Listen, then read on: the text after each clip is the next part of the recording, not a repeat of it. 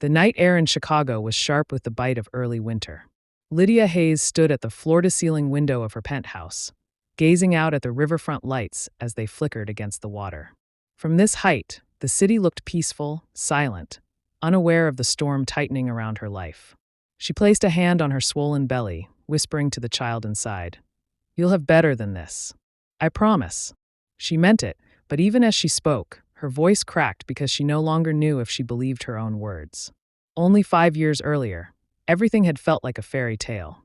Lydia was 28, fresh out of Northwestern's business school, ambitious enough to make men twice her age uncomfortable. She had pitched her idea for a logistics platform that would directly connect small suppliers in low-cost cities with retail distributors in America. Everyone told her it was too big, too risky, too naive. Everyone except Julian Harlow.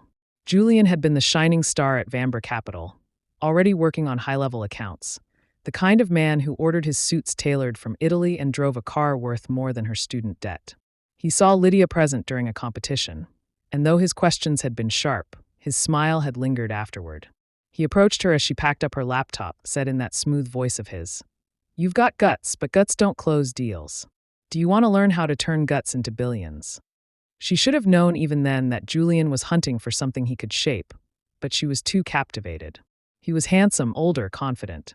The first time he placed his hand over hers on a bar table after a late-night strategy session, she let herself believe she had finally found someone who saw her brilliance, not just her hunger. He told her she was extraordinary, and when he kissed her, the world blurred around them. They built everything together, or so Lydia thought. The first year of the startup was brutal. Endless calls, rejected proposals, tight budgets. She pawned her mother's necklace to pay the first developers. Julian was there through the long nights, making promises of us against the world. And when the investors finally came, when the money rolled in and her company's name appeared in Forbes, Julian looked at her with pride, and Lydia thought, "This is my forever." The wedding was a spectacle, a cathedral in the Gold Coast, her in a gown that swept across marble like a wave of silk. The entire Chicago elite came to watch the rising power couple bind themselves together. Champagne flowed, and Lydia danced under chandeliers with the man she believed would protect her for life. Her mother had whispered, "You've won, baby. You've won." 2 years later, they were at the top. Lydia was hailed as the new face of tech innovation, Julian rising just as quickly at Vambra under his boss, Esther Kwan, a formidable woman known for making and breaking men. Their faces appeared in business magazines, their home featured in luxury lifestyle spreads.